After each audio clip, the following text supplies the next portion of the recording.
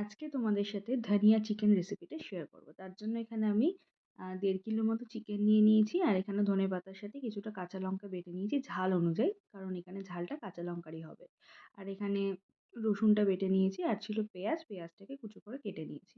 আর এখানে হচ্ছে কিছুটা কাজু ভিজিয়ে রেখেছিলাম আর টক দই দুটোকে একসাথে পেস্ট করে নেব। তো এখানে একটা কড়াই বসিয়ে নিয়েছি, তাতে যতটা পরিমাণ তেল দেওয়ার আমি দিয়ে দিয়েছি। যার যেরকম পরিমাণ তেল সেটা দিয়ে দেবে। তেলটা গরম হয়ে গেলে তারপরে এখানে ওই কাটা যে পেঁয়াজটা ছিল সেটা দিয়ে ভালো করে নাড়াচাড়া করে একটু নুন দিয়ে দিলাম। আর যখন পেঁয়াজটা একটু ব্রাউন ব্রাউন কালার হয়ে যাবে তারপরে একদম জল ঝরানো যে চিকেনটা সেই চিকেনটা দিয়ে এটাকে ভালো করে একটু নাড়াচাড়া করে নিতে হবে। ভালো করে নাড়াচাড়া করার পরে চিকেনের মধ্যে স্বাদ মতো যে নুনটা সেটা আমরা দিয়ে দিয়েছি।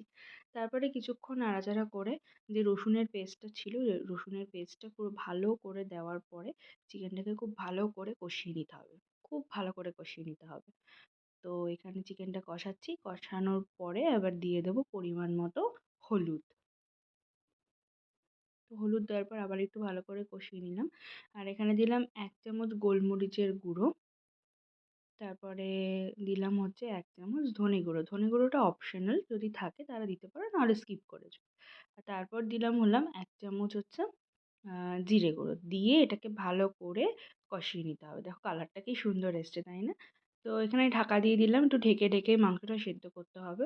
তারপর ঢাকনা খুলে এখানে দিয়ে দিলাম হচ্ছে কাজু আর টক দইয়ের পেস্টটা। এটা দিয়েও কিছুক্ষণ ভালো করে কষাতে হবে। একদম জল ছাড়া হবে মাংসটা। তো তার জন্য একটু ঢেকে ঢেকে ভালো করে রান্না করতে হবে। তারপরে যে ধনেপাতা আর কাঁচা লঙ্কার পেস্টটা দিয়েছিলাম, সেই পেস্টটা পুরোটাই এখানে দিয়ে দিচ্ছি। কারণ এটাতেই হচ্ছে আসল ফ্লেভারটা আর কালারটা দুটোই আসবে। তো এটা দেওয়ার পর খুব ভালো করে কষিয়ে নিতে হবে। আর কিছুক্ষণ কষালেই কিন্তু আমাদের এই ধনিয়া চিকেনের রেসিপিটা একদম রেডি। তো এটাকে আমরা কিসের সাথে খাবো? এটা আমরা খাবো পরোটার সাথে। কারণ ধনিয়া চিকেনটা পরোটার সাথে খেতে দারুণ লাগে। তো এখানে আমি পরোটা নিয়ে নিয়েছি। আর সাথে হচ্ছে ধনিয়া চিকেন নিয়ে নিয়েছি।